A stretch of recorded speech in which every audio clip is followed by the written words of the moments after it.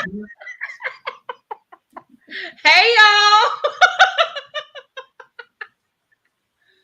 Hey y'all. Wait, we just did a whole show without being live. How? I did not push the button to go live. Carl in here talking. I'm thinking we good because Carl talking to me, and we ain't even live. Hey Carl, bye Carl. Well, maybe it's a good thing. Oh well. Cause I done told the secrets about the show, and then maybe that was number guy right there.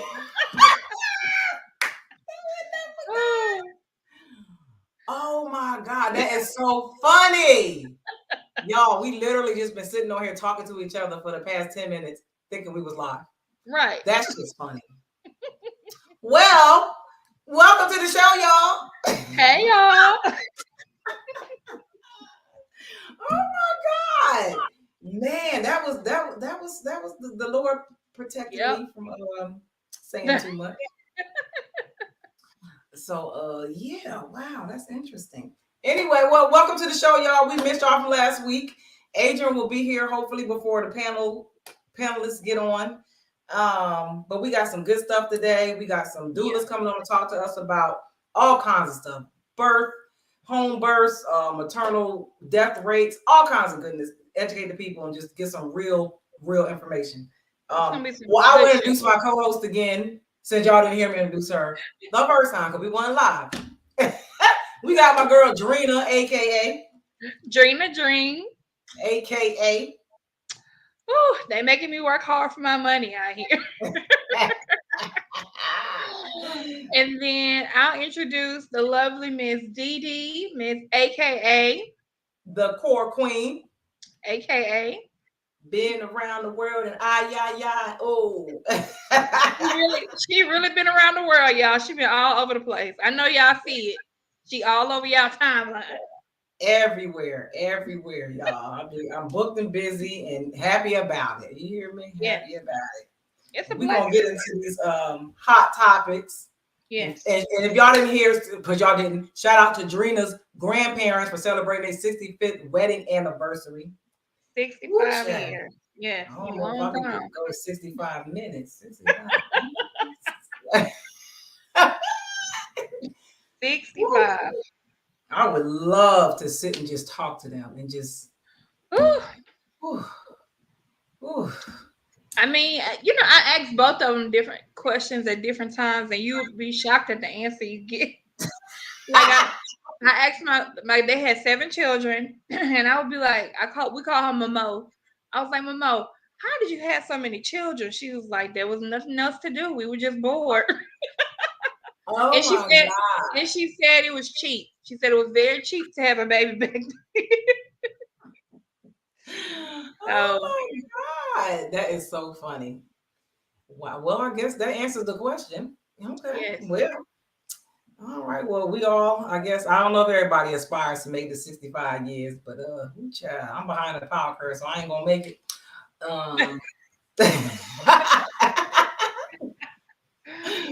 We got some good old trending topics, y'all. We're gonna start light and then go a little further, okay? So I gotta shout out my boys, the Phillies. We in the World Series. Y'all doing it in Philly, ain't y'all? Hey, we showing out. We showing out. Look, I don't know. The city is probably going crazy right now. We got home field advantage too. Man, it's about to be insane in the city. If they win the World Series, Lord Jesus. Had they ever won before? Mm-hmm. Yeah, they won. I got a shirt. I forgot what year it was. Like, it wasn't that long ago, but it's been some years. I've never experienced like when the Saints won the Super Bowl, like that was a big thing. But like I've never experienced like having a baseball team that was, I was a fan of win. Right. But it looks, from what I've seen on TV, like it gets crazy. Yeah. Them folks. First of all, the baseball games themselves, them fans be out there cutting up, drunk as hell. So yeah, it's a sight. Yeah. I went home when the Eagles won the Super Bowl, I went for the parade. Oh my God. That was one of the most amazing experiences ever. Yeah. It was crazy. The white people. The year the Saints won the Super Bowl, it was real. It was one that's a monumental thing for any city. But like right after the Saints won the Super Bowl, it was Mardi Gras. Oh. So the city was on dumb. Like, and Sean Payton was in one of the parades. We had it was my birthday weekend, so we stayed in a hotel on Canal, and there was a parade that he was in. He was walking around with the trophy, like he got as far as my computer screen is from me. Like that's how close he got. But a guy behind me reached out to touch it, and he heard it snatched and went the other way. And I was like, "Why would you do that?" Why would you be out there knowing them folks drunk as hell, crazy as hell? Yeah, it was crazy. Wow. Yeah. Oh my God. No, that no, they tripping. They tripping. They tripping. That's crazy. Yeah, so we'll see how that goes. It's crazy. It seems like the freaking Houston Astros is in the damn World Series every year. Yeah, I know. Right. Crazy. That's crazy. Now we got the Week 7 NFL recap. I really didn't pay much attention because my team was on a bye week. But of course, I got to witness the delusional Dallas Cowboys fans because Dak Prescott is back. Oh, Dak. I'm like, y'all almost lost to the Lions. Shut up. There were a lot of upsets, not just in NFL, but college football. Like when Bama lost, I was like, oh, I know Nick Saban is pissed. I was so happy. So happy. That was the best freaking weekend of sports for me. I was so happy. That was a meme. That was a meme, and he was like, Nick Saban said, all them Camaro keys better be on his desk on Monday.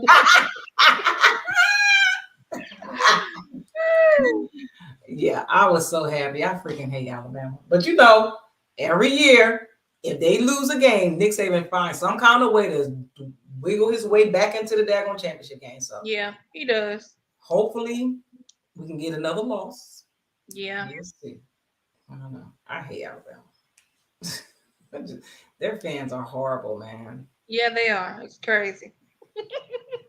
And then we got the NBA. It's back. I ain't really been watching it though.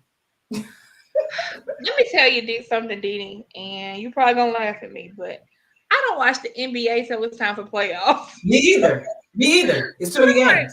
It's too many things going on. Like, how many games do I gotta watch? No. Yeah. Let me know when it's the playoffs. That's when I start. Yeah. That's when I watch. And I still don't even watch like the second round of the playoffs. Because remember back in the day, they had like the first round was 5 games. And then it went to 7. Now I don't need to watch 7 games of a number 18 get blown out. Come on. Right. It's crazy. Yeah. I don't watch it either. So I don't know what's going on. I just know they back. Yeah. That's about it. Now let's get to the topic.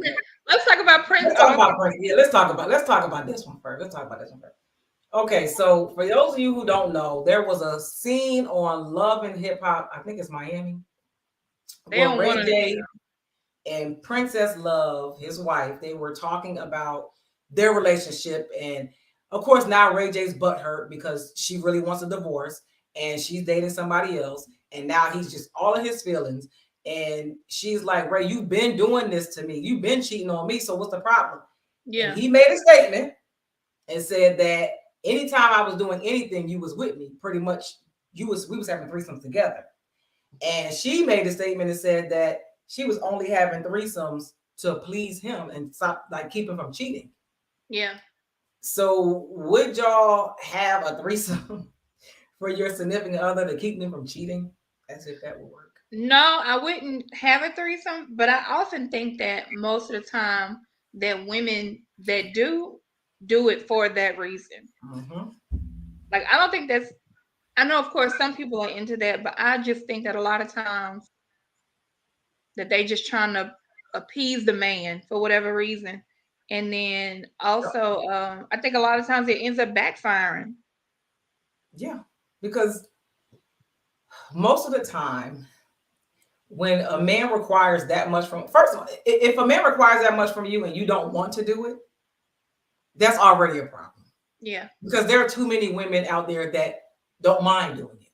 Yeah. So why not just pick that girl? And there is nothing that you can do to stop a man from cheating. Yeah. If he wants to cheat. I mean, nothing. I don't care. So yeah. And it's sad because young girls really think if I do all of these things, even if I don't want to, he's gonna love me, he's not gonna leave me. It's not true. No. Don't do some shit you don't want to do, period. I don't give a damn. Don't do it. Yeah. No, fuck that. Listen, I dated a guy one time when I was young, and he wanted a threesome. Okay. It didn't work out too well. I kicked everybody out. Get out! This look. As soon as he went to touch her, I said, "Oh no, I can't do this. Get out! I got the crying. This ain't for me. I am way too jealous for this shit." I remember Keisha Cole's sister Neffy. They ended up on what do you call it? Ayana, her and her husband, because they had that threesome, and I think he ended up sleeping with the woman, continuing to sleep with her. And I think she was like their cousin or something crazy, which like, why would you do that? That's weird. Right. Yeah. So same with Ronnie DeVoe and his wife Shamari. Oh, they had a threesome, and she turned out to mess with the girl, moved in with the girl. It's never a good idea. If we are broken and it's just the two of us, why are we gonna bring somebody else in on the drama? I feel like the only time a threesome would be appropriate is if you're like just out dating and you're just having fun with somebody. It's not in a committed relationship with somebody. Yeah. Like, what? I'm not. No, I like you, and you think I'm gonna share you with somebody? You want to see crazy? I think that there are women, to Mr. J, I think there are women that do threesomes, but I don't think a lot of them are doing it for themselves. I think they're just doing it to appease their partner. Like Mr. If they're in if they're in a committed relationship, I don't think they really want to bring anybody else in it unless that's something they discuss beforehand. Right. And I'm not saying that it's not people. I mean, some people, that's their thing. Yeah. Some women actually are the ones who bring that idea up and say they want to do it. Right. I ain't that chick. No, I'm not. I feel like if I'm with somebody, and this has never been my situation, so I can't even fathom this. Babe, come on, let's have a threesome. I don't like you. Yeah.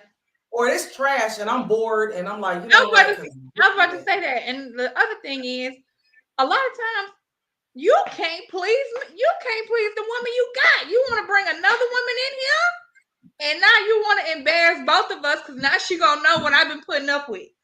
No, you ain't got enough dick or money to pass around.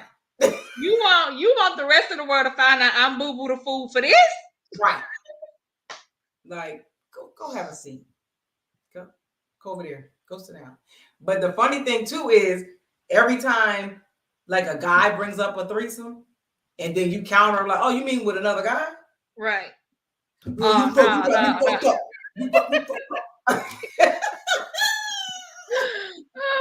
Yeah, that's funny. Okay. It's okay.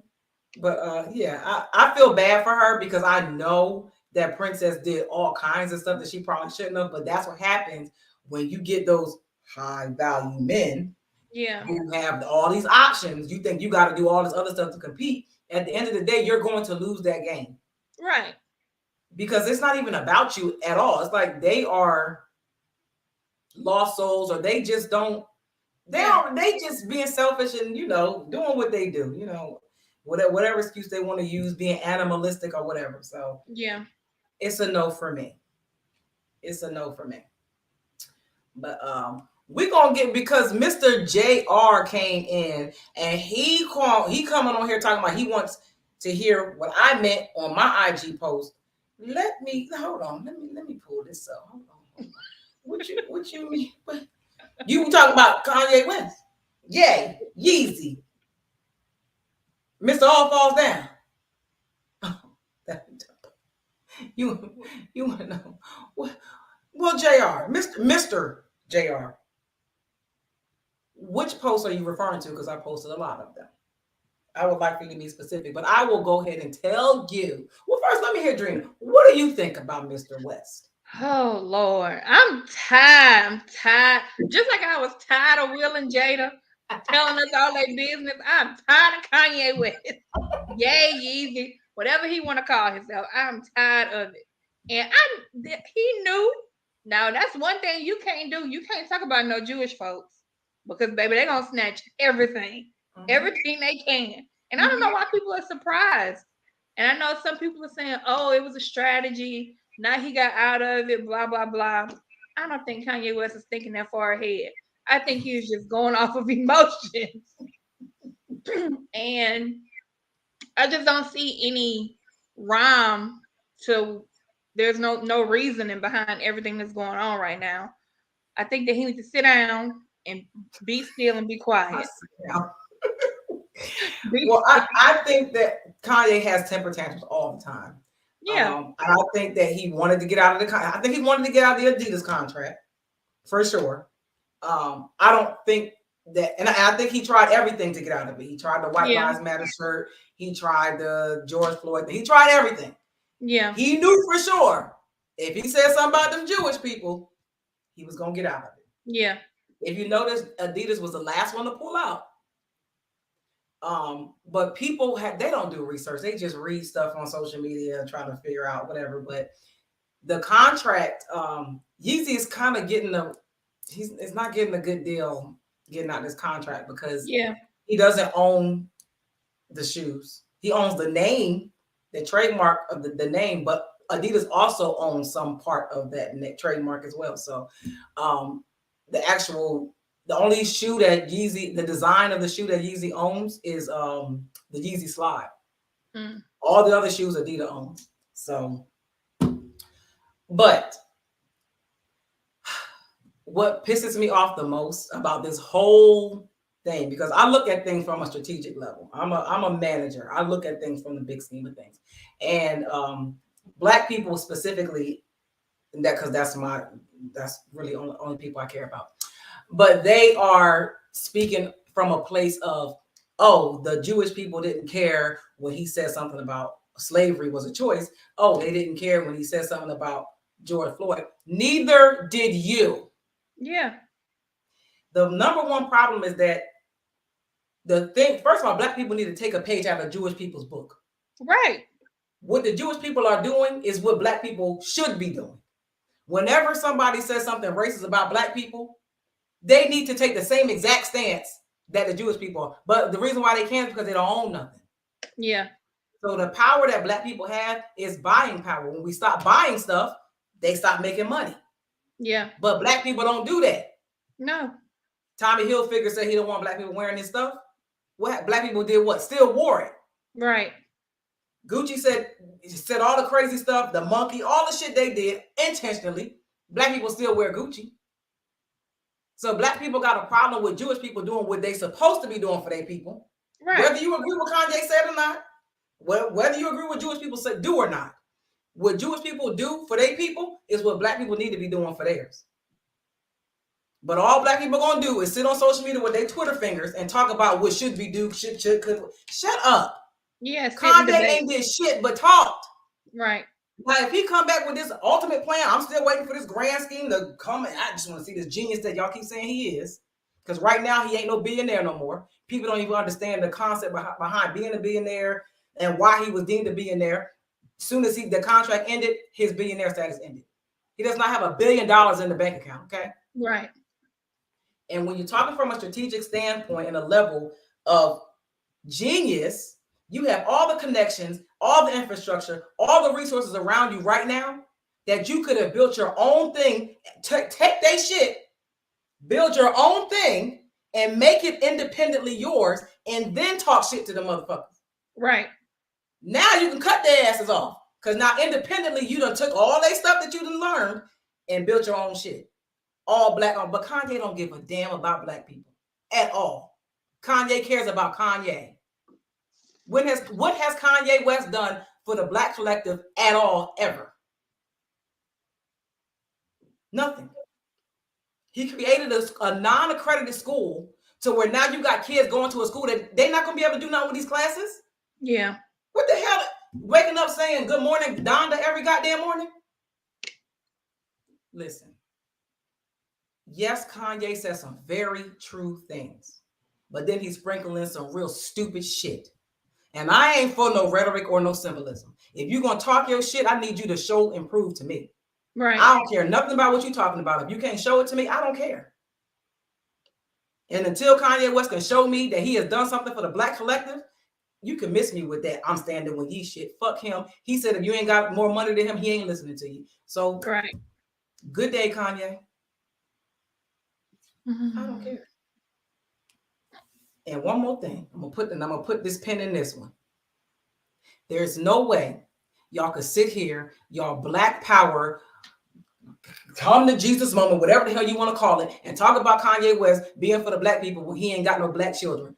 Anyway, next. Mr.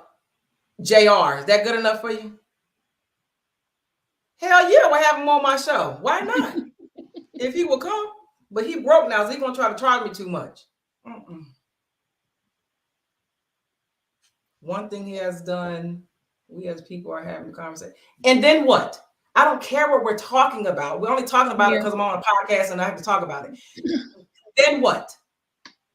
Black people love to say somebody talking about something, and now what? What's the end result? Right. That's all we do is talk. He ain't got the answer, Sway. Sway tried to tell him. Yeah. Black people keep, he proved the point. What point? What does the point get us? We still got food deserts in the hood. Black people are still dying at an alarming rate because they don't give a shit about us in no system whatsoever, in hospitals or any other thing. Black children are being pipelined to prison and schools. What the hell is Kanye West's point proving?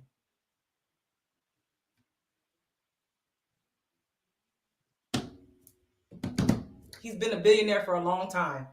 He's been doing business with these same people for a long time. And now because he don't get his way, now it's a problem. This shit that he's revealing ain't been new.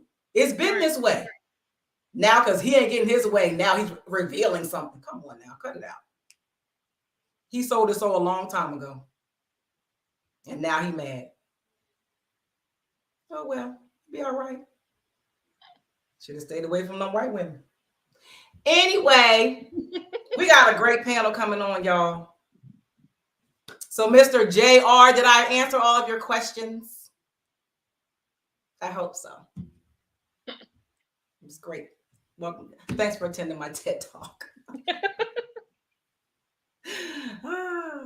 All right, y'all. So I am going to introduce our guest panelists because speaking of this jacked up system that we live in, these lovely ladies are doing their part in the world to help get us out of this crazy system that we in. And I will tell you before we start this conversation, it's so crazy that speaking of doulas, you know, my daughter, she doesn't have any children yet, but okay, Dreen, I got you.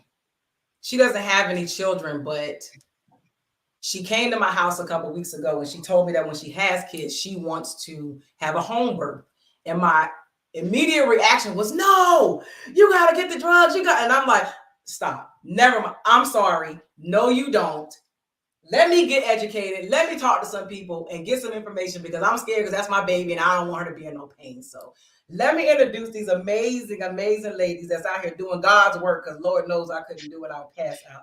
I'm going to start off with my cousin, Miss Doneisha Campbell. She is the co-founder of True Doulas of New Jersey. It's a nonprofit organization that provides services for families, including birthing classes, breastfeeding, chest feeding resources.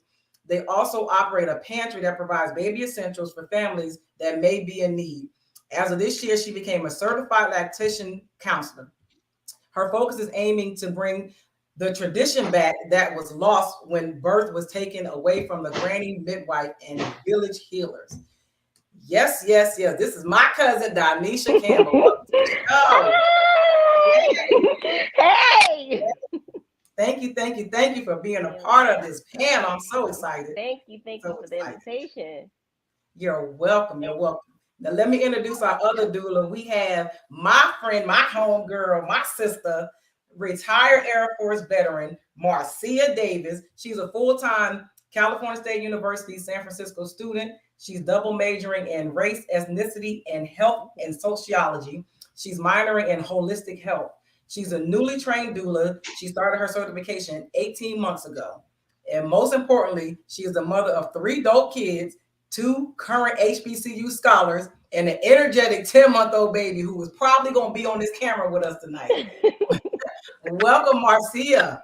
Thank you. Thank you. So happy to be here. Hey, everyone. I am happy to have you. Look at the baby. My co-host would be back. She had to turn her camera off for a second. No problem. Look, I am so happy to have y'all on here. Listen, y'all, let me tell you. When my daughter told me she wanted to have a home birth, I almost passed out. Listen, that's music to our ears. Exactly. I was shocked. Speaking to her though, real talk. That's the ancestor speaking to her for her Thank to. God. Yeah, Lord, they didn't talk to me. Happening. they planting their seed in mommy right now. That's it. To prepare you. Yeah. And it's crazy because I actually have a video I want to show, because that was when I saw the video, her talking to me was confirmation. When I saw it, I'm like, whoa, wait a minute. Like, this stuff really be happening to people. Wait. Because I can't imagine something like this happening to my baby and I'm not there to protect her. It's just, yo, the stuff that's happening is crazy. It is. So I'm gonna play this video right quick, show, and then we'll talk about it, and then we'll jump into our topics. Okay. Child, these folks had me having a heart attack. You gonna help mommy talk? Thinking about when you got pregnant that you were not going to work. I'm just curious because, like, I've had 3 kids. I worked up until the second they were born. But am I you? Are you me? Do you know how I feel? Do you know how my body that's why I'm feels? asking. I'm interested to know what you think. I want to know your mindset. So when you got pregnant, what were you thinking about? I was thinking about having a kid. I'm confused on where you're going at. I'm confused too because you came in here and I did an assessment and I gave you my best medical advice. And you didn't like that. But I said that I just wanted a note so I could take it easy these next 2 months. I'm 7 months pregnant and I'm in pain. It's not fraud. If it was fraud, the doctor wouldn't be getting me my note right now. Really? Yes. What I read on your chart isn't true. Okay. So I What's know on my it's chart fraud. that's not true? I read on your chart what isn't true because I'm the person who saw you and did the exam. Okay. So it's okay. But but how do you know how I feel? How do you know how my body feels inside? Because I stuck my hand in there and checked your Okay, cervix. you check my cervix, but how you know how my bones feel? How you know how my body feels, my legs, my back? How do you know how that feels? How you know how my nausea feels? How you know how my cramps feel? By touch, and you're okay. All right, so this is the nurse practitioner, and look how she's hitting me. Look how she look at it. Check her out. Check it out. Call the police, and they're going to see how you just what you just did. Call the police. She already called the police on me once because I called her a weirdo. Yes, look at you. This lady is fucking crazy. Call the cops again. Call them. It's okay. Call them. I got you on video hitting me with that thing in your hand. This? This is the Philly Pregnancy Center, guys. Yeah, okay, Jillian. She didn't want to give me a... What were you thinking? Yeah. That's just the video that you've seen. Yeah, it happens every day. That's insane. All because she wanted a doctor's note? What? Yeah. All because she's black. Well, that part. Yeah. Right. That had me furious. So that on top of my daughter saying she wanted to have a home birth, I was like, we need to have a conversation. Yeah. So what made y'all want to become a doula? I ask you first, Doneisha. I'm gonna be honest. At first, it was something that I just wanted to do, but I didn't give it much thought. I knew I just wanted to be surrounded by babies. That's what I knew. I always wanted. My end goal is to be a midwife. That was always it. Um, so I had the opportunity to do it, but once I entered into becoming a doula, it became very clear that it's a spirituality thing for me. Um, it's the connection to the moms. It's the connection to you bringing your child into this earth. It's the connection with empowering mothers so situations like that won't happen. Um, so it just became a little bit more aligned with a purpose versus me just saying, okay, I'm just going to do it because I love babies. But it's much bigger than that, as you can see. It's much bigger than that. Yes. What about you, Marcia? What made you want to become a doula? So I had 3 natural births, right? And my oldest 2, I was still in the military. And I was one of those moms who was, unfortunately, my family could not come to be with me during those births. And their father was at a station at another duty station, couldn't. So I was actually going through those, um, feeling very alone, right? And then later on, I read about Erica Badu becoming a doula. That's how I actually first got introduced to doulaship at all. Because I was, spiritually, I feel connected to her vibe and her frequency. Mm-hmm. So I'm like, doula, what is that? Okay, what is she going to help people? Man, that would be nice. That would have been nice to have for my 2 births, right? And then it still seemed like far removed, like I would love to do it, but didn't think that I could really obtain that because I was still in the military, doing a lot of things, trying to make promotion, all this good stuff. I retire, get out, get pregnant. And it still seemed like, okay, I want to become a doula, but now I want to have a doula for this pregnancy, especially because this was my rainbow pregnancy. And being in California, oh, it's been a struggle. I was like your daughter. I was like, now that I'm not in the military, because TRICARE don't, it's hard. It's a lot of red tape and stuff. You can't do a lot of stuff that you want to do. So I'm like, okay, now that I'm not stuck with that, let me do this home birth, water birth like I want to. Go back to my great grandma and how they was doing it, And I was like, dang, I can't afford it, right? Come to find out, there's this community, this beautiful community of Black doulas that's doing their thing. And I was blessed to be able to have a doula, obtain a doula through a program here. And it just signified like, okay, through that community, I was able to see how easy it is to become one. So the seed was planted years ago. And then finally, after being able to utilize it myself and see that, one, we're not trying to get over them, not get over, because that's not really, but it's affordable. And for those who can't even afford the minimum, then we still, within our community, we're still doing it for those mothers. Because the most important thing is to be there, to be their coach, their mentor, and if necessary, their advocate. Right. Okay. So, and I'm sure like different states have different like requirements and Yes. So it sounds like, are you a community doula? Yes. Okay. I'm about to sound like you're a community doula. So am I. I wonder if we went through the same program. But the state, well, New Jersey had an initiative, and I got certified through Ozene, which was it was great because Ozene Village they look like me. So the connection was already there. Where I know you said, that was the ancestors. So that connection was already there. I didn't have to stray away from certain things that I believe in. So I'm not sure how you got into your community doulaship, but I know with ours, it was through Ozene. Yeah, mine is the Birthing Project with Kairos. I don't know if you know Kairos, but I know she has been on the East Coast, Jersey, to be specific, to do trainings and get things initiated out there too. So I believe it's probably all connected. Yeah, I think you might be right. Okay. Okay, so tell me, what is the difference between a doula and a midwife? That's a good question. So you can take it. You want to go first?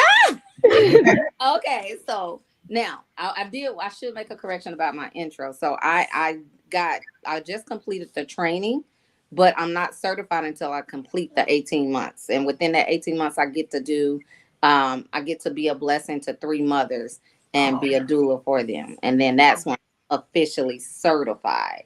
Okay. So I think they doula in training, but right now I'm cleared to go do the doulaships on my own. Okay. Basically, I went through, but I'm not officially certified. But the difference between a midwife and a doula, with that being said, is a midwife is more so a doctor, a OBGYN capacity, whereas a doula, we're not considered to be a medical person, right? We're not the medical expert. So we can coach you on a lot of things, but up to you, right?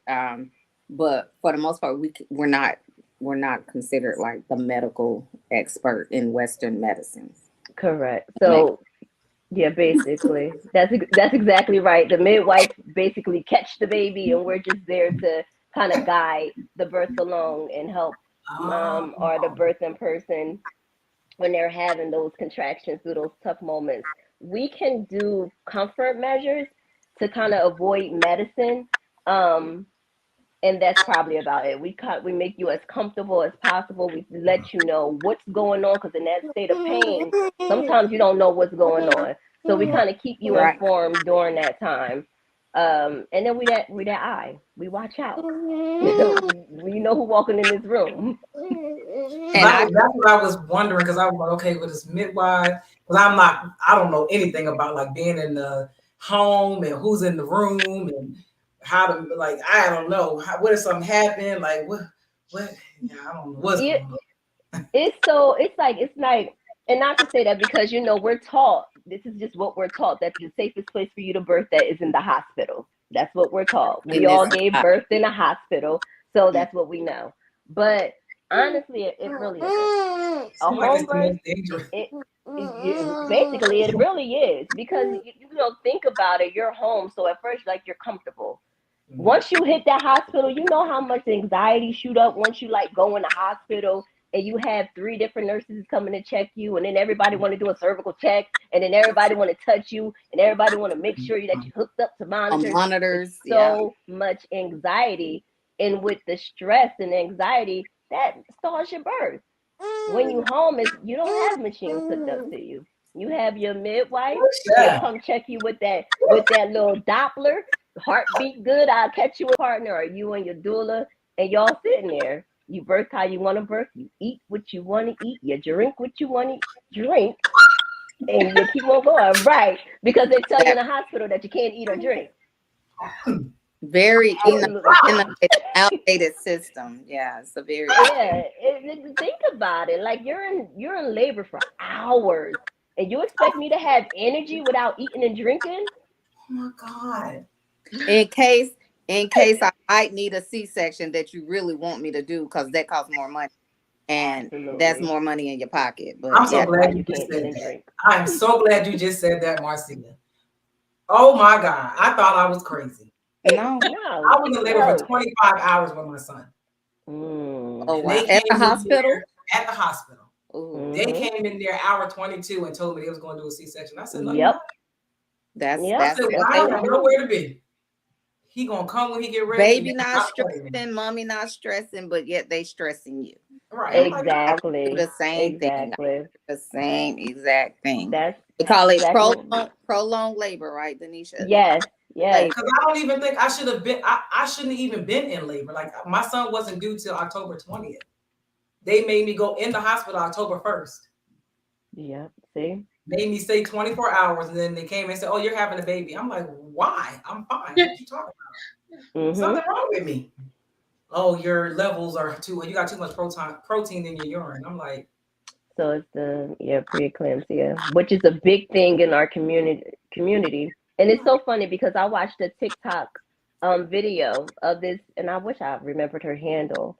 But first time mom, very young, don't have any issues with blood pressure. Her doctor is recommending her for as a preventative measure to take baby aspirin as a preventative measure. And she asked her why. She said because Black women are more susceptible to microaggressions. So all of that plays on the body. So we're only giving you aspirin as a preventative measure because of microaggressions. Wow. That's insane.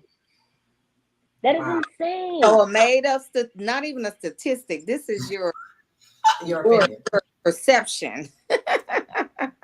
But the crazy thing about it is articles written about it in goodness, I can't remember what they're taught. In their schools. Right. Yeah. So it's insane. It's insane. I'm a perfect example of what Doneisha is speaking to in regards to they do not look at the mother. They look at their own perceptions, their own statistics that is also white-based standards, Anglo-Saxon standards. It's not the standards of us and our bodies and what we go through. So they already have an accumulated advantage. There's already the obvious health inequities in regards to us in their westernized medicine.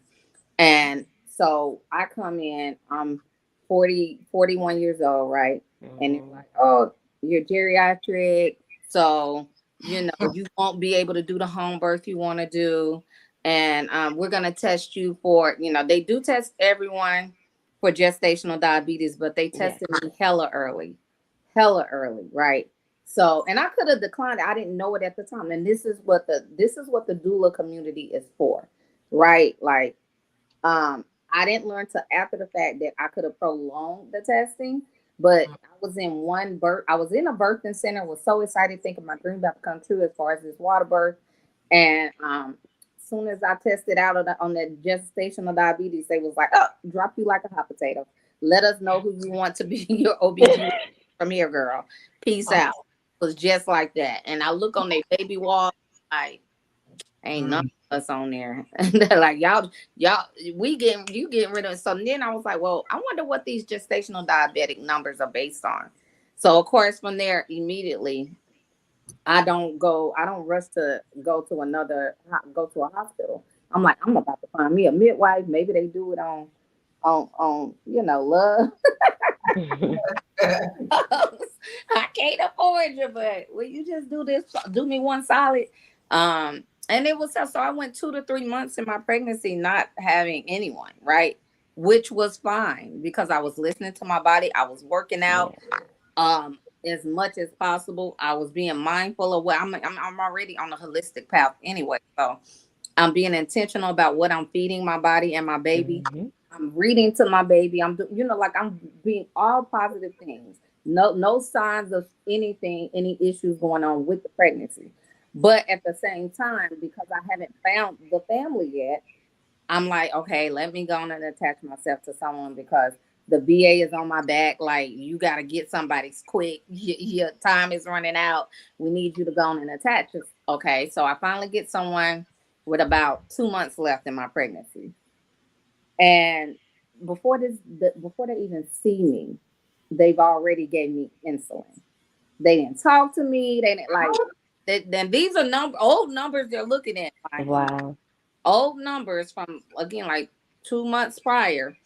And the insulin came to my doorstep and I'm like, I'm not taking this.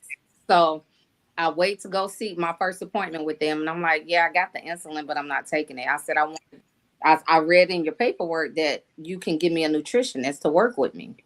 Try the nutritionist route with my old numbers and stuff, just trying to see how this thing really works, right? So I think it's a blessing that I was able to have this baby now and then start my doulaship, because I got to see how they do us.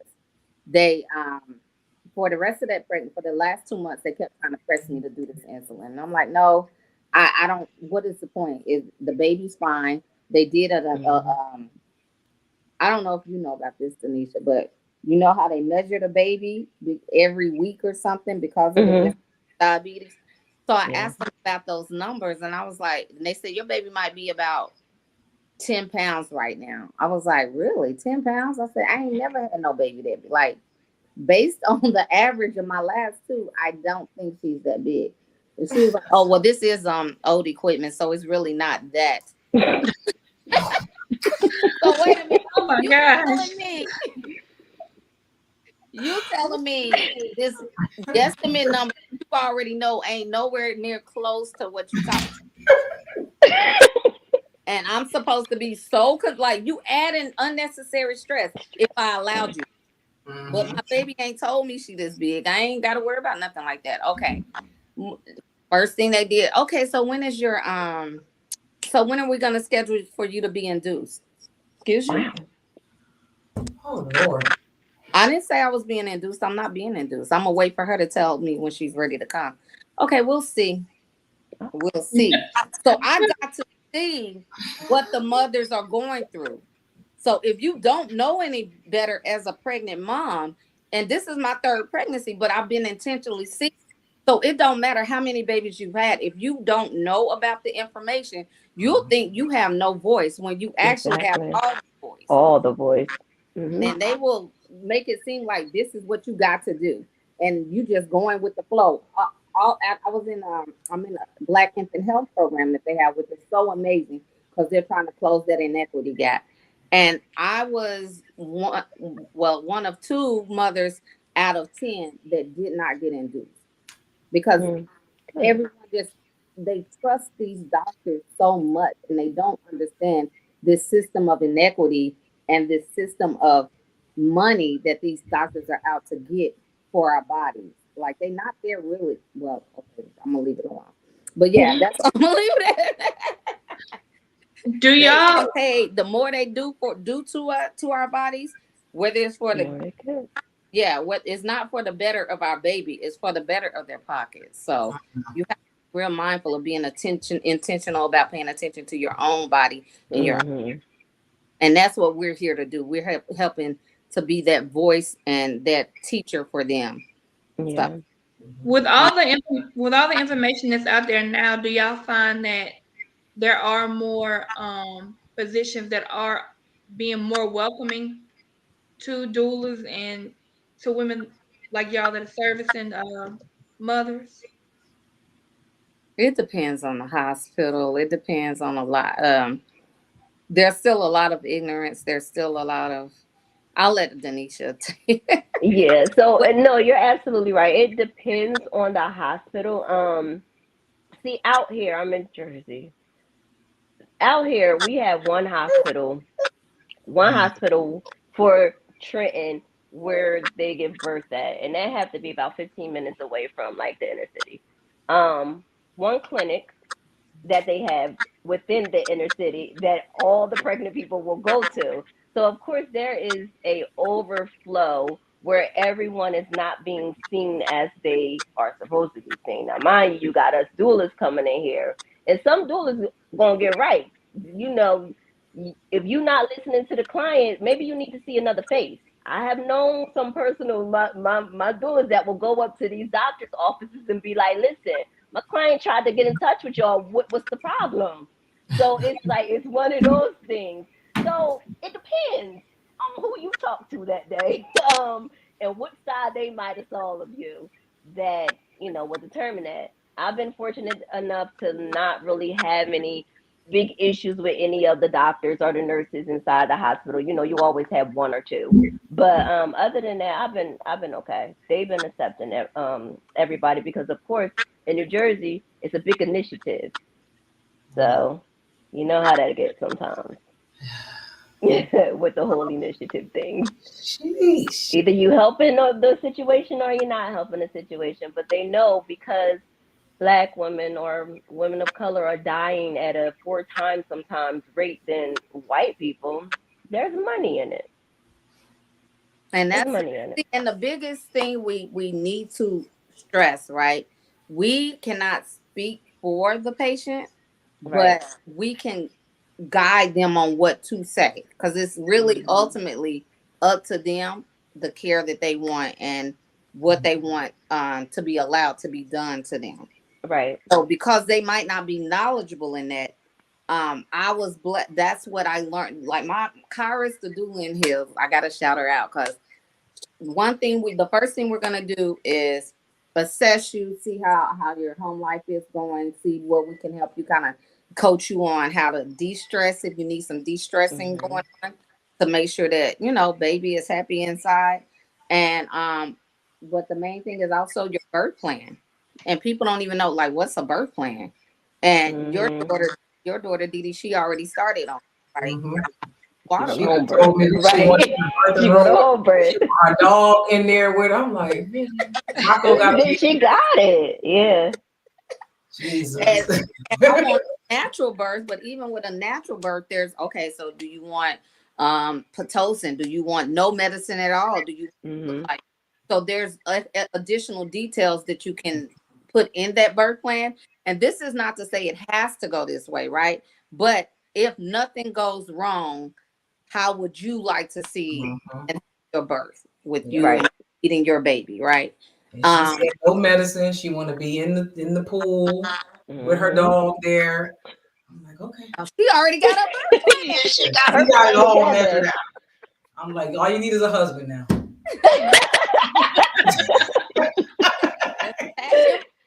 Listen, we rolling. Yeah.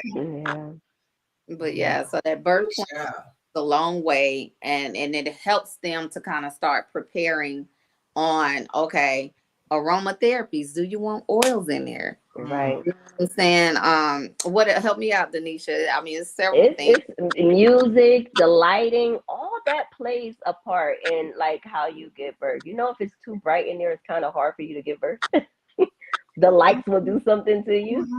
So usually they, most likely you will want it a little bit quiet. The lights being dim. Sometimes aromatherapy works. Essential oils are great anyway. There are essential oils that can help with labor. Clary sage, I think it's called clary sage. That's one you won't use until it's time to be in labor because it can induce labor. So it's stuff out here that you can use, especially with essential oils, to help with all that. You have your little rice packs to help with the pain. But what a lot of people don't know is sometimes, I know with me and my two births, because I got Pitocin, unfortunately. Not unfortunately, but for me it's unfortunately. Not knowing, right? Yeah, not knowing like the effects of Pitocin and all that other stuff. That made my contractions hard. It made it worse. So, even if you don't get Pitocin, you may experience a different pain level than if you had Pitocin. But Pitocin is nothing but oxytocin, and oxytocin is made in your body. Ooh, child. And so now that's the birth plan, right? And that's all things that can be included in the birth plan. Now, 25 hours you said you were in labor, Didi? So do you remember how exerted you were? Yeah, I passed out like 3 times. Wow. Because I couldn't eat for 25 hours. All I could do was suck ice chips. They will not allow you to eat. I was so hungry. They're giving you ice chips like that's supposed to do something. But I couldn't. They kept saying push. I'm like, I can't. Nope. You get to that point. And so that's around that time is at your weakest moment. That's when they're going to try to come in and infiltrate and be like, oh yeah, C-section, right? And that doula will be there to be like, what we're not going to do, right? But we're not going to tell the doctor that we're going to come and encourage you. Like, remember, now listen, if your body is telling you you're fine, if your baby telling you you're fine, then you're fine. You remember what you wanted for your birth plan. Is this what are you sure you want to do this? Because they want to kind of force your hand in your time of exhaustion. At least that's what I experienced. And even with me knowing what I want to do and knowing how passionate I was and already upset and disappointed, not upset, just more so disappointed that I'm not having my water birth, I still was getting ready to cave into, I don't even remember but it was something with some additional unnecessary medicines. And my doula was right there in my ear, like, what is your body telling you? You and your baby chilling. Just like, we're gonna change these positions. And that's the other thing we work on. We're gonna change these positions. You know, you just tell me which positions you want, and we just pushed them all for it. And he threatened me with a C-section if this baby don't come by midnight. So this is at one of the most acclaimed hospitals in California, right? And he threatened me with a C-section if my baby didn't come by a certain time. So to answer your question about would it being more accepted, and like they do with a lot of diversity and inclusivity programs and things like that, they talk a good game, but when it comes down to actually doing it, I mean, you've been in such a place of privilege that when it's time to really do it, you ain't trying to do it because you're so privileged. You don't understand what to do. You know what I mean? So you have to actually, the ones that have worked in a birthing center, I was blessed that one of my nurses had come from a birthing center. So, and a holistic one at that. So for her, she was an additional blessing. But other than that, it was just so Western. It felt like they weren't there for me, you know, or my baby. They was there to get me out that bed to get the next mother. That's it. That's all it is. Like. So aside from my doula and that nurse, you know, and my daughter was there and the dad. So see, I wanted to know about the difference between the midwives and the doula because when I had my daughter, I had all midwives. There was no doctor in the hospital with me. It was just all midwives. It was at St. Mary's Medical Center in Langhorne, Pennsylvania. So I just wanted, and they I didn't have an epidural. That wasn't by choice. Not that I knew any better than that. But what just happened that way, and she came out, and I was like, "Wait a minute, I need some medicine." They're like, "No, it's time to push." I was really late, So, but looking back on it, not having the medicine with my daughter and having 2 epidurals with my son, wow, which extends the labor so much easier with my daughter than with my son. Yeah. Because you can't feel anything. You can't. Right. And it drugs you. Imagine if it drugs you what it's doing to the baby. Yeah. Right. That's the other thing. It was a mess. It was the whole mess. Yeah. He ended up in freaking the NICU for like 14 days. It was just terrible. Oh, it was all and they advise the nurses to not to tell you that they're like that because of the epidural. Like, even though they know that's what it's from.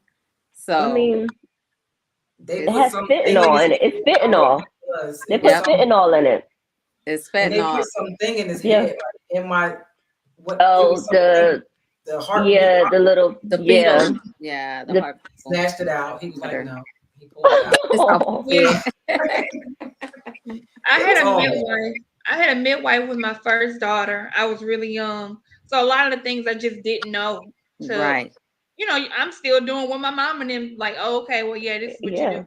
But I was very adamant about not signing up for an epidural because the job I was working, I had the insurance to cover it, but I was like, no, I don't want it. Specifically because my aunt told me, you know, she had a cousin who was the same age as me, and she still felt the effects of, you know, her back will go numb. Yeah. Too long, like from when she got her epidural. So I was like, I don't want that. And then I went into labor. I had the preeclampsia, like at the very end. My blood pressure was very high, but I was in the hospital. I went on Tuesday. I didn't deliver my baby till Saturday. Like, so I didn't eat anything that whole time. And, you know, they brought the little basket in after you have your baby. Like, I'm like, I'll eat crackers, whatever you got. Please give me anything. So yeah, everything that y'all are saying, I definitely, you know, a part of it I experienced, but it was just. Go ahead. Crazy. I'm sorry. No, it was just crazy.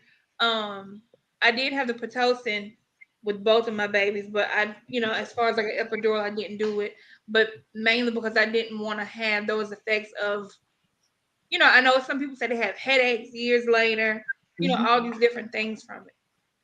Yeah. Oh, Jesus. Yeah. So here's my next question for y'all. What are some of the most common myths that you've heard about home births or non-traditional births? Myths. Because I know people are like terrified, like, oh no, this, like they just come up with some stuff. And I just want to make sure people are educated and like, no, that doesn't happen. Like, So I think when I did my first home birth, I think it was surprising to me, of course, but one of the things I think that could be a myth is that they don't think that the midwives or wherever they're having their baby at will be equipped to handle any type of emergency. There's thing, yeah, but it's not that. They still listen to the baby heartbeat. They still give, in a hospital you might be hooked up to an IV just for like continuous drip.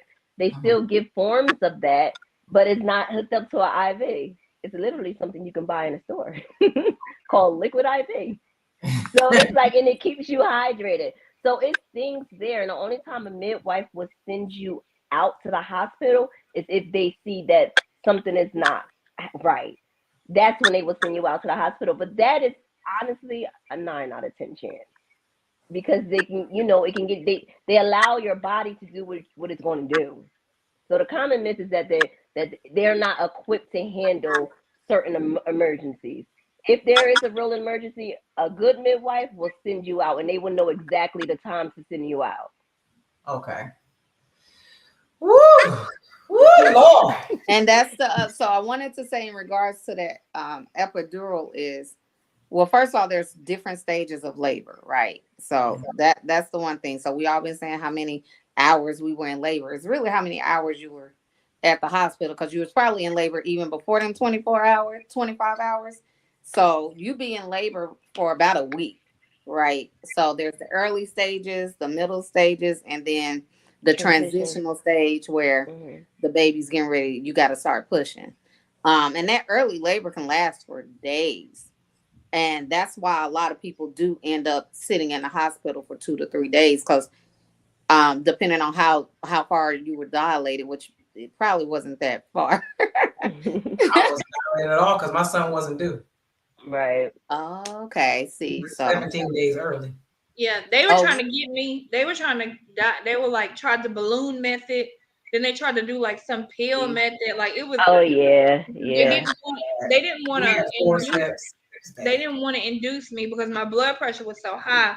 But I felt fine. But according to the blood pressure monitor, it was so high. But they were just trying to get me to like get something started. My blood pressure wasn't even high. They just told me that I had too much protein in my urine. I'm like, what? And so they induced you for that. They gave you Pitocin to induce it because of there was nothing wrong with me. It was nothing wrong. And that's so. And the epidural, with the epidural, and even before, like we should be exercising and we should be eating certain things to kind of help deal with the blood pressure, unless something is really, really going wrong with it. Right. I can say that we are in this society. We're so dependent on, we got the best technology, which is the only cool thing about going to the hospital is all this technology. But technology aside, you're ignoring the person. You're really ignoring the signs of the person. You're creating unnecessary issues because you have all these technologies, right? The technology is telling you the blood pressure is high, but look at her. Is she woozy? Is she crazy? Like, she's sound mind. She can walk. She do, like, the baby's not tripping. The baby's heartbeat is good. Nothing stressed out in that regard. So what are some things she can do as a mother with the high blood pressure right now? That's what they should have been doing and encouraging. And that's why, as a doula, we would encourage, okay, here are the measures you can take before you go to the doctor, or call a doctor. But in the meantime, try this to see if you can get it to go down. You know what I'm saying? Once you get that epidural, you can't walk, you can't do any other in anything that you would naturally be able to do to really help to decrease any of those issues. You know what I'm saying? So you really want that as a last resort, if at all. Honestly, because I was shocked that they kept me, because overnight I was in the hospital and I was fine. Everything was fine. Usually. So when the urine sample came, I'm like, I'm having a baby. What are you talking about? I'm fine.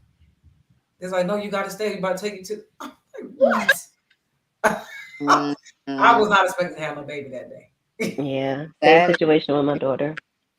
Yeah. Went in for a routine ultrasound, and they're like, "Yeah, we gotta induce you. Your fluid low." I'm like, "What?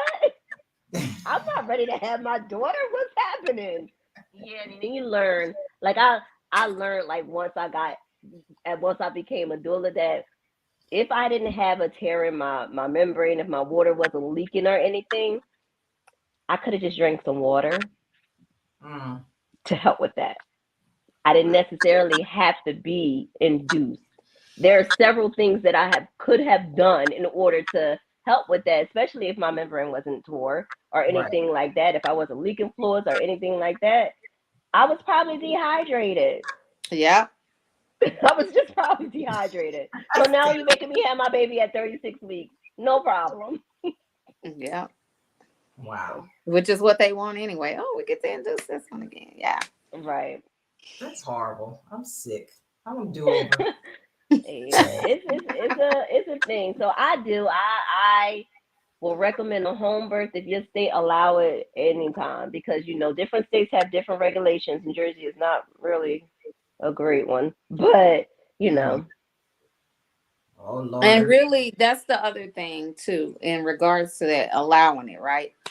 Labor at home as long as possible. And that's the that other thing part. my doula encouraged me to That do. part. And I mean, mind you, I'm on the highway, like, girl, I don't know, this hurt. I don't think she was like, do you want to be at the hospital for hours and hours for no reason? Mm-hmm.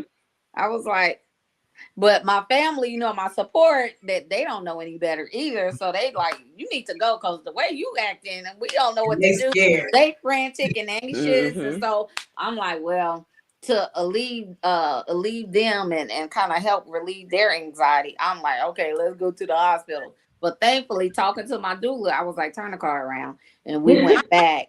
I went into labor like a Friday evening after dinner or something, lunch with the kids or whatever, that about 6 o'clock that night. About 11 or 12 that night, in the middle of the morning, midnight, we were headed to the hospital. But and she was like, I really think you're in the early stages of your labor based on how far apart the Yeah. contractions are and things like that. And I'm like, are you sure?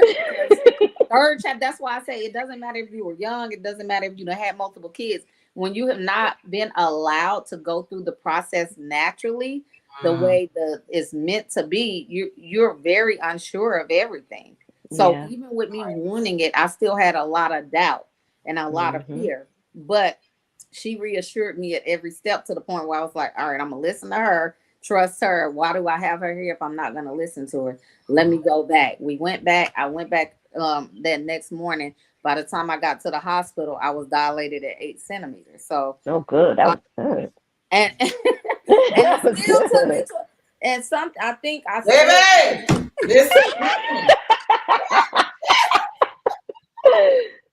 but it still took me another 14 hours of labor before Yeah. she came. So I probably should have stayed at home a little longer, but I was just like, okay, this pain I ain't never had. First child I ain't have, no, I didn't even feel the contraction. Second child, I did feel the contractions. This one, I was like, this says, what in the world? Holy Ghost, take me now. I don't know. Listen, it's too much. So I could barely get in the car. I could barely get out of the car. So I'm thinking, it can't get worse than this, can it? But I'm saying all that to say, because she told me to go back home, chill, do whatever you like. All the things in your birth plan, that's what you need to be doing at home right now. You need to be getting in the tub. You need to be having your music. You need to be doing your essential oils. You need and I was like, okay, you're right. Let me go get in this tub. Let me sit my butt down and let me enjoy this. Let me journal. Let me, so, and I took pictures. I was recording myself. I was just able to be in my own element and while dealing with the contractions and thinking like, oh, okay, you getting closer and closer to coming to meet mommy, just relax in my space, so that's, I think, like the biggest thing a doula really is reassurance of what you're wanting to do and what's happening with you, because once them contractions hitting, your mind be going crazy like, oh Lord, we're gonna reassure you through all of that. Exactly. You got this. Trust your body. You got this. Yes. Now, Marcia, you said something earlier that caught my attention. It's only because I had a conversation about this the other day, and I'm like, yeah, okay. You said something about where they classify something as being a geriatric pregnancy. Oh, child. Yeah. And I had this conversation with my boyfriend because he swears I'm gonna have his baby.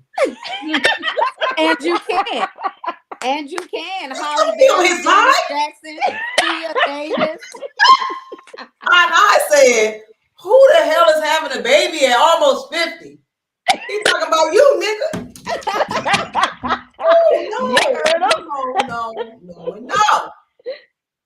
I said, I don't got that many eggs left. Who said you don't? He said, that's that old shit you listening to. That Exactly. You got plenty of eggs. I'm like, girl, as healthy as you are, bye. Thank you. Keep on You playing. cannot generalize your body. Stop letting them generalize your body, man. It's a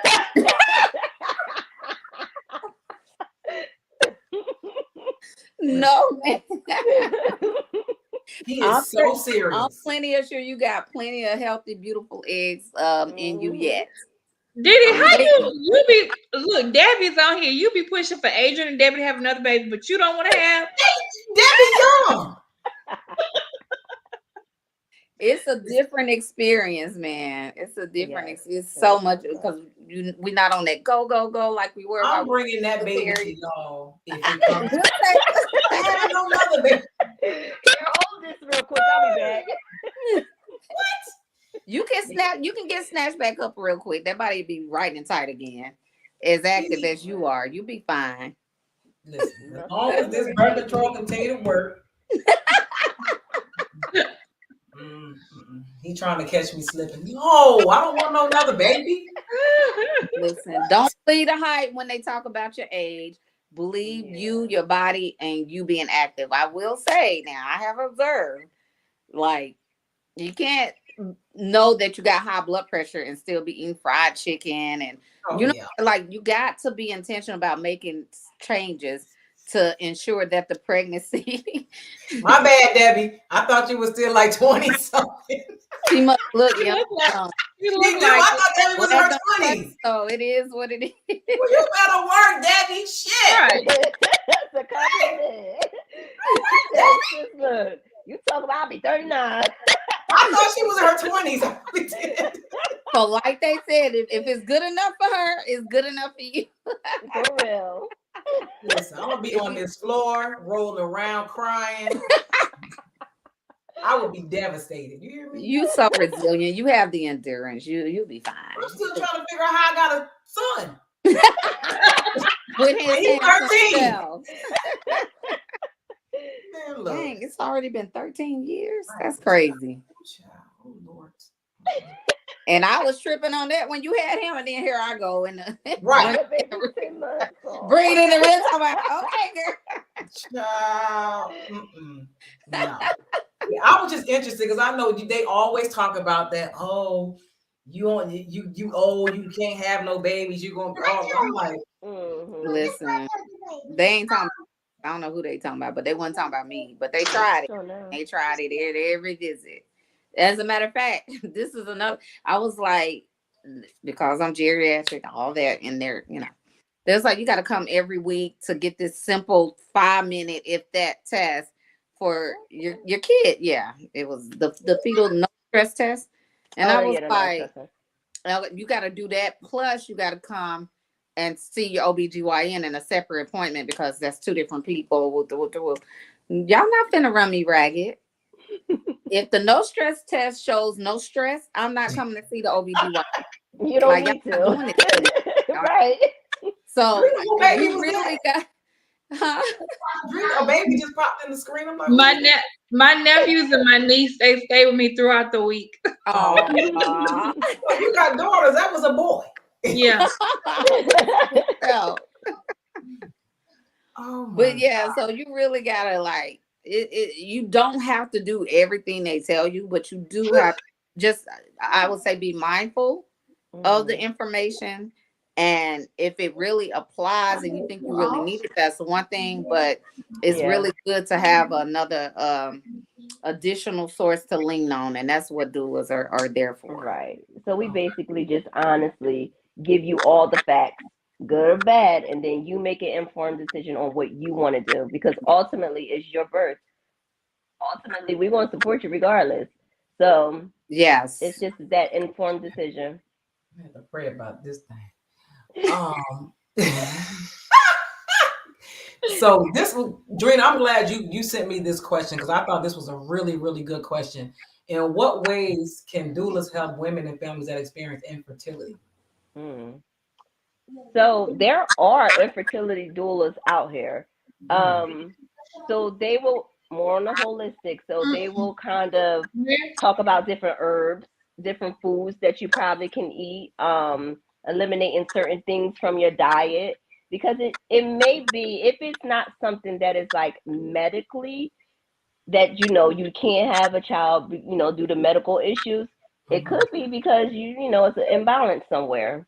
So let's strip it down and let's start all over. Let's introduce some herbs. Let's introduce some different type of food. Let's take some stuff out your diet and see what happens. So there's some infertility doulas out here, and then you go to the clinic, the infertility clinic too. And to piggyback on that, Crystal Alkaline Doula, she out here doing the thing when it comes to that. She makes and sells natural herbs and teas, directly for that reason, for the males and the females, because who knows which side it might be happening on. You know what I'm saying? So, there's that specifically certified, specialized doulas for that. Right. She's one of the top in the game to me. Like, that's the testimonies and stuff. I was really wanting her to be my doula too. I was like, dang, if I could go to Louisiana, man. Now come to find out people do fly out there. I'm like, see, I didn't think about that. Yeah. Wow. I didn't know it was like they had like specializations, and that's pretty cool. Yeah. They have deaf doulas, like doulas coming also, not just for birth. So it's a support and empowerment person. So it's for bereavement, death, and a bunch of different things. So but we're specifically geared for birth doulas, birth and postpartum. Wow. Right. So educational. So here's my last question. What advice would you give someone who is on the fence about having a home birth and getting a doula, all that good stuff? They're on the fence about it.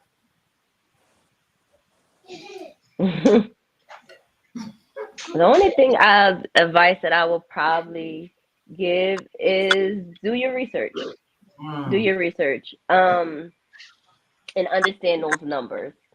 Because honestly, if you look at like the statistics when it comes to home births versus the statistics when it comes to hospital births, you will probably lean more towards a home birth.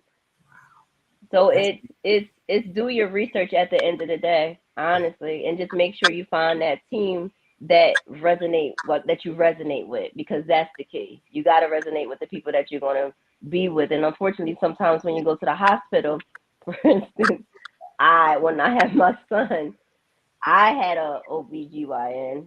He followed me through my whole entire pregnancy. My water broke in his office. He sent me to the hospital. When it was time for me to push my son out, he was not there. Someone else delivered my child.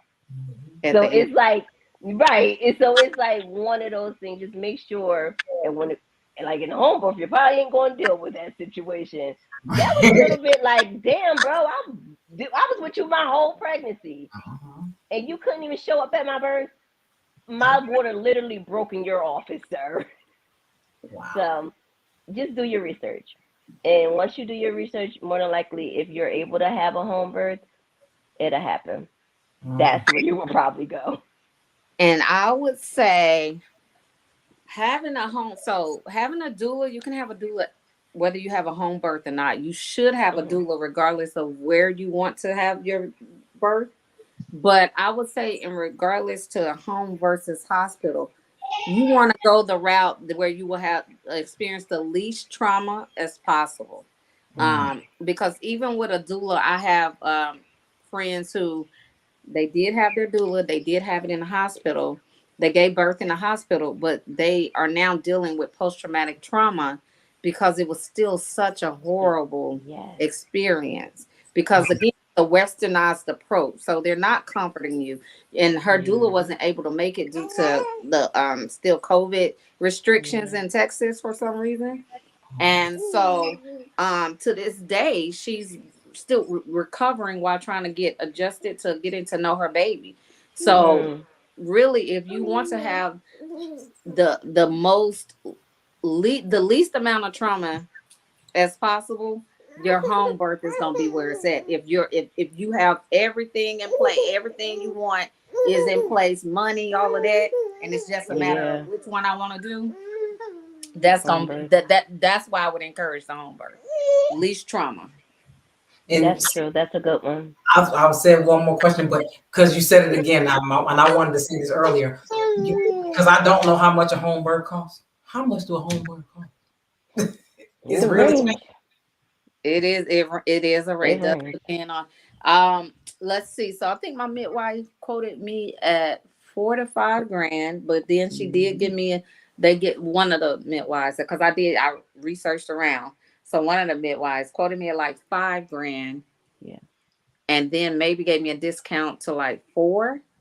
And then a doula is an additional $2,500 here.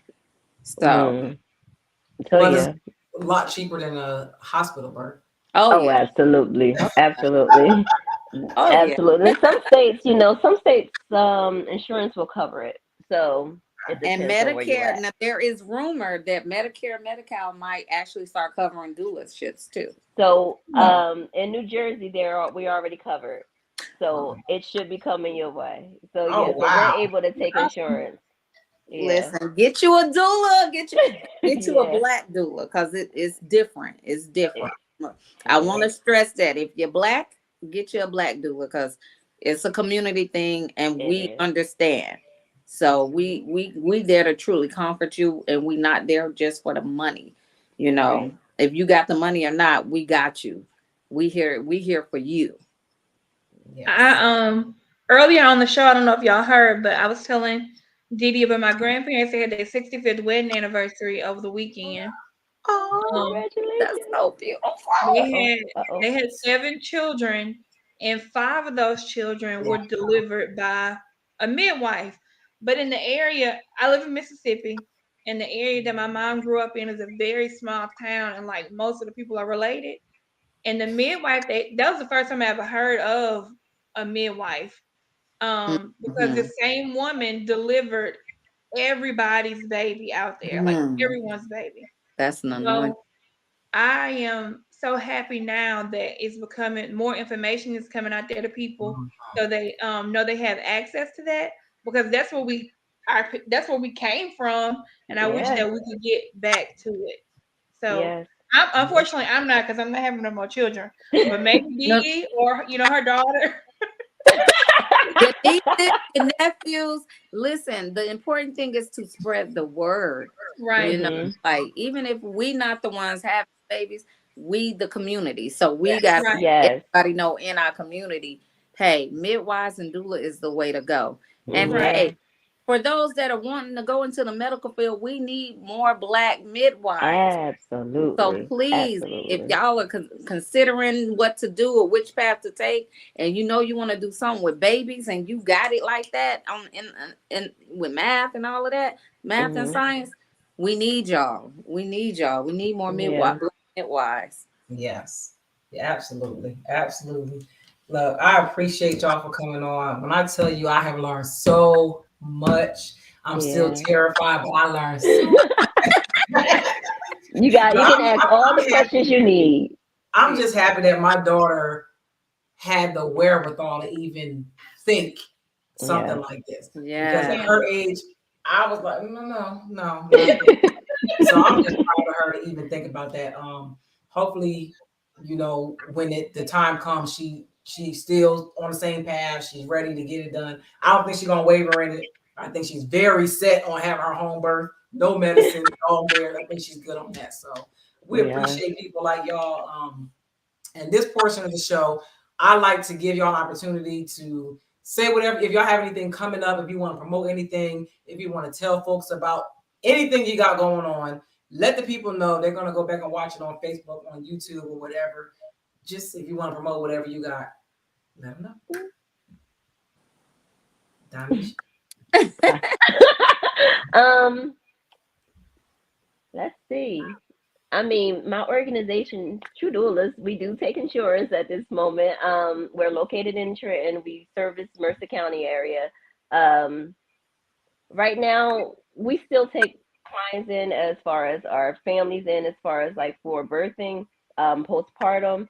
But my focus right now is establishing, not establishing because our storks closet is already established, but getting more out into the community.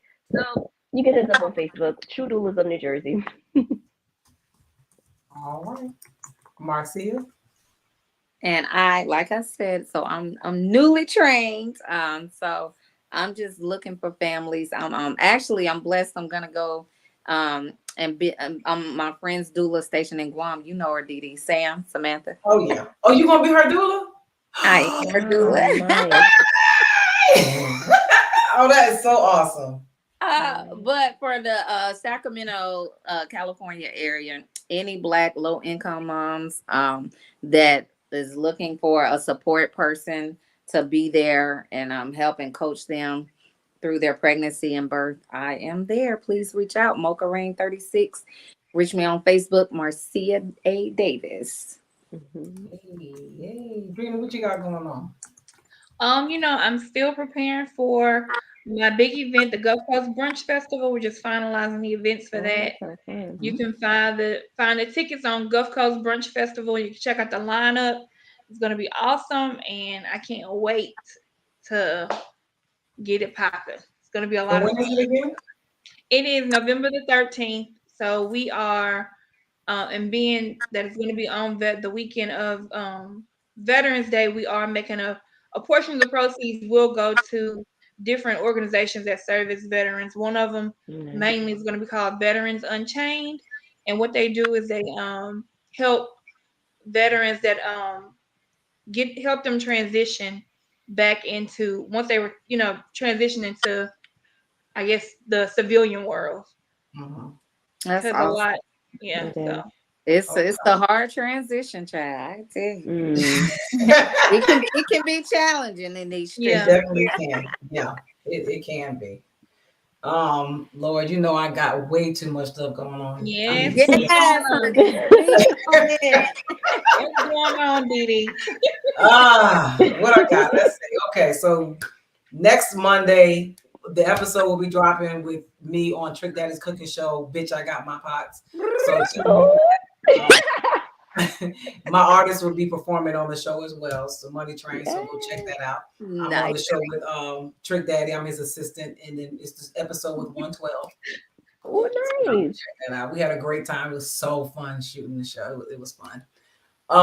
What else I got? On November 4th, my artist will be performing on Big Boogie's birthday bash in Memphis. So we got Moneybag Yo, Asian Doll, Boosie, a whole bunch of folks gonna be my on neck of the woods, on Little Rock, Arkansas, Memphis, right around.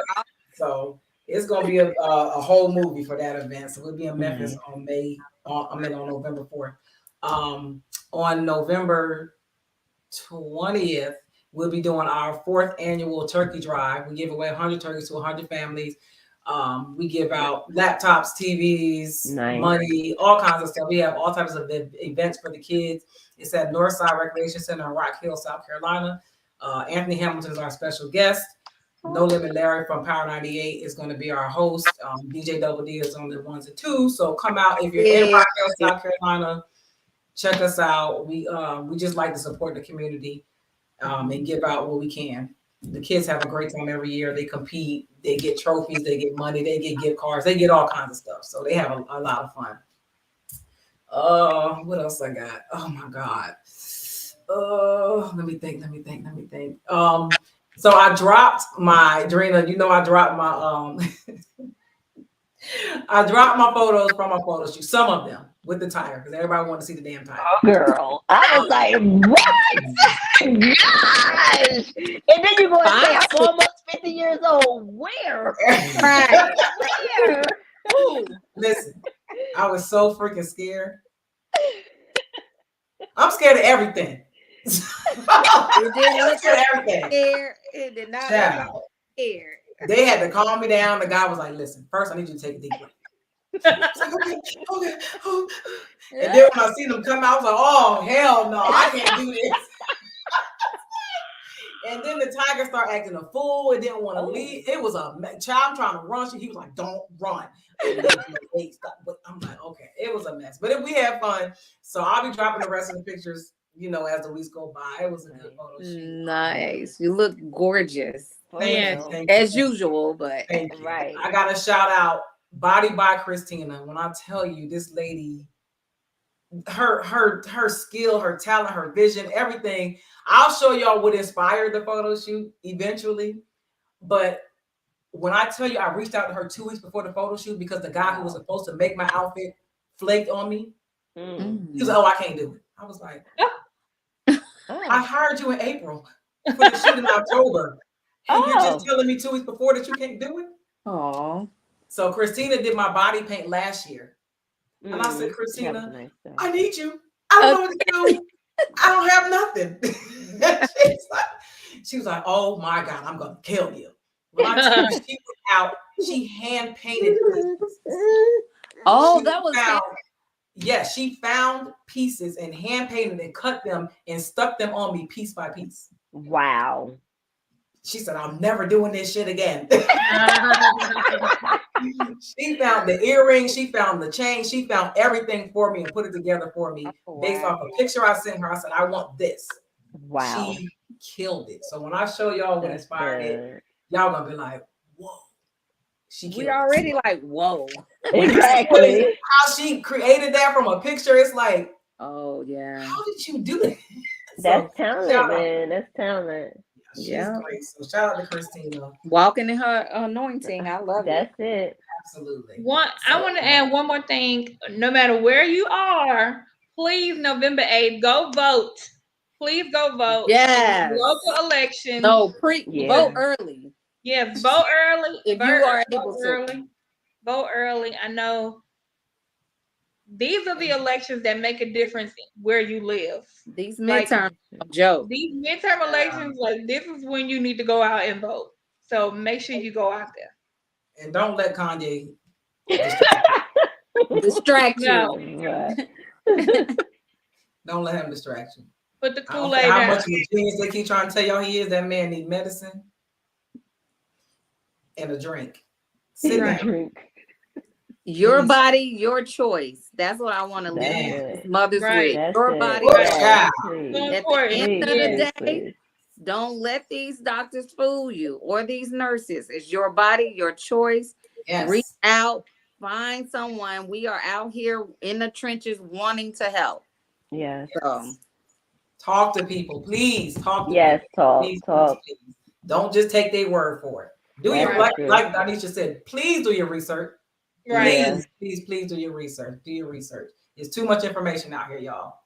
But we appreciate y'all. Everybody in the comments. Everybody that tuned in today, whether you're on Facebook or YouTube. If you are not subscribed to the YouTube channel, please subscribe to it. Share this live on Facebook. Turn on your notifications so you know when we're live. Y'all, thank y'all for coming. Thank you. breaking barriers. Yes. Appreciate you. Thank you again. You're welcome. And we will chat with y'all folks in the comments next Tuesday. And Adrian, wherever the hell you at, I'm gonna kick your ass for not coming. We missed you, Adrian. We'll see you next week. All right. Bye, y'all. All right.